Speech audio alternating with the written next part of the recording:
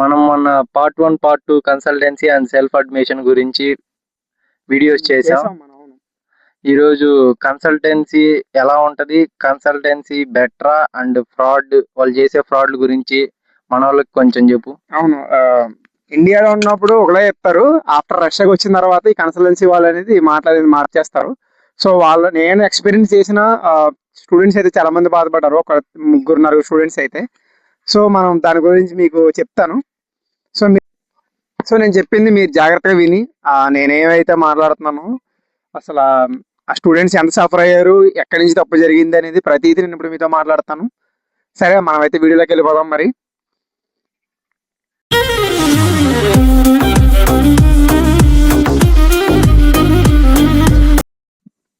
Hi, hello, నమస్తే అందరికీ. నా పేరు ఆకాష్. నేను అయితే రష్యాలో సెకండ్ ఇయర్ చదువుతున్నాను. నాది ఈస్ట్ గోదావరిలో, Kakinada.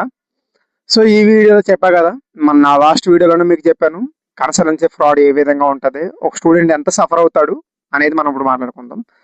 Number 1, first of all ఏంటంటే మనం అడ్మిషన్ చెప్పాను కదా, official contract, mediator and third party ఉంటారు.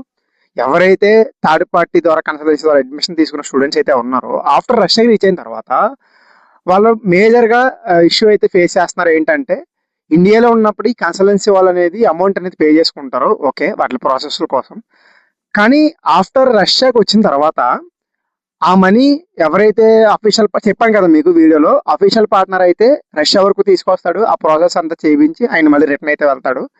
సో అఫీషియల్ పార్ట్నర్కి ఆ థర్డ్ పార్టీ కన్సల్టెన్సీ వాళ్ళు అనేది డబ్బులు తీసుకుని స్టూడెంట్స్ దగ్గర ఏవైతే ఇక్కడ వచ్చిన తర్వాత ప్రాసెస్ చేయాలో, లైక్ మెడికల్ ఇన్సూరెన్స్ చేయాలి, మనకి మెడికల్ చెకప్ చేయాలి, అండ్ వేస్ ఎక్స్టెన్షన్ చేయాలి, అండ్ డెక్టలోస్కోపీ అని గ్రీన్ కార్డ్ అనేది ఒకటి ఉంటుంది, అది కూడా చేయాలి. వీటి కోసం నేను క్లియర్గా ఒక వీడియో అయితే చేస్తాను, మీరు కన్ఫ్యూజ్ ఏం అవ్వద్దు.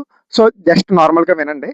అయితే ఆ మనీ ఇండియాలోనే కట్టించుకుంటారు, అది డాలర్స్లో అయినా ఐఎన్ఆర్లో అయినా కట్టించుకుంటారు. ఇక్కడికి వచ్చిన తర్వాత ఆ మనీ ముగ్గురు చేతుల నుంచి రావాలి కాబట్టి ఆ మనీ అనేది మిస్ అయిపోతుంది. సో ఎవరి చేతికి అయితే వెళ్దు. లాస్ట్కి అయితే ఏం చేస్తాడంటే కన్సల్టెన్సీ వారు, ఆ అమౌంట్ అయితే నేను రిసీవ్ చేసుకోలేదు, ఇప్పుడు మళ్ళీ నువ్వు ఇక్కడికి వచ్చిన తర్వాత నాకు అమౌంట్ పే చేయాల్సిందే. సో ఇలా చేయడం వల్ల స్టూడెంట్ ఎంత నష్టపోతాడో చూడండి ఒకసారి. సరైన కన్సల్టెన్సీ మనం ఎంచుకోకపోతే ఆఫ్టర్ ఇండియాలో ఉన్నప్పుడు ఈ అన్నిటి ప్రాసెస్లకి వాళ్ళు అమౌంట్ అనేది పే చేయించేసుకుంటారు మనతోటి. కానీ ఆఫ్టర్ రష్యాకి రీచ్ అయిన తర్వాత అఫీషియల్ కాంట్రాక్ట్ అనేది వీళ్ళు డబ్బులు ఎవరు.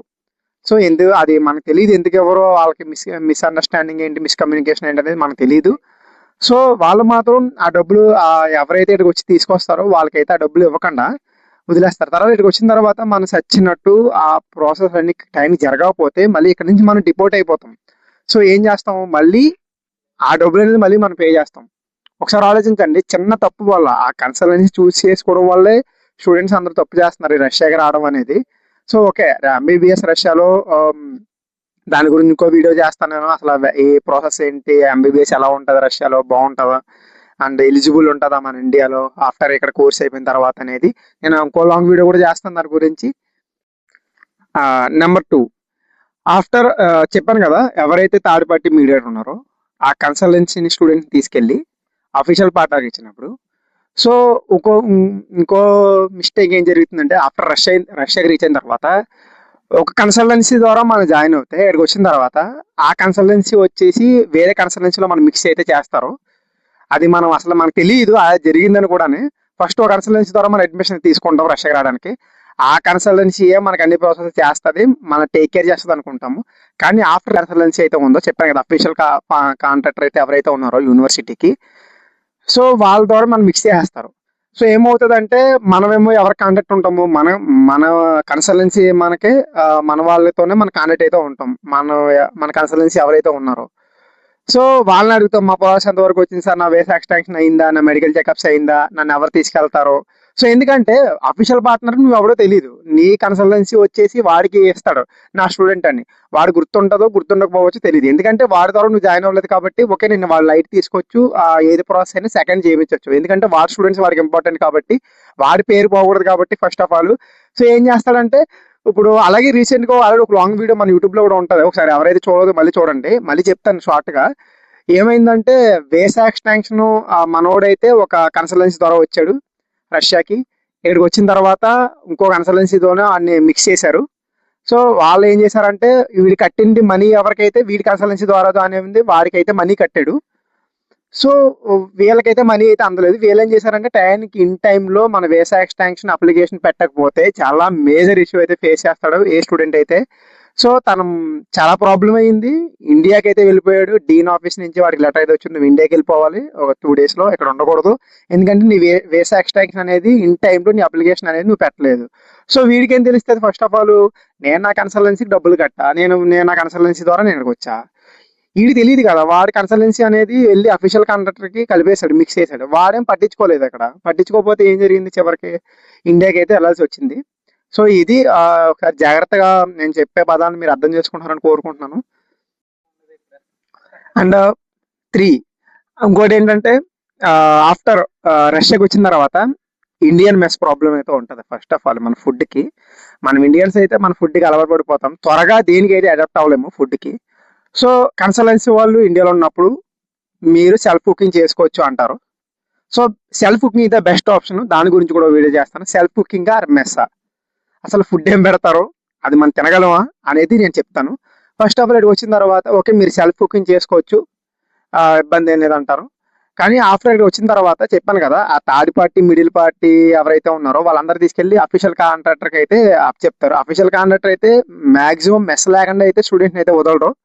సో దాని ద్వారా కూడా వాళ్ళు కొంచెం మరి ఎర్న్ చేయాలి కాబట్టి కన్సల్టెన్సీ వాళ్ళు. సో ఇక్కడికి వచ్చిన తర్వాత ఆఫ్టర్ రీచ్ అయిపోయిన తర్వాత మీరు మెస్ తీసుకోవాల్సిందే.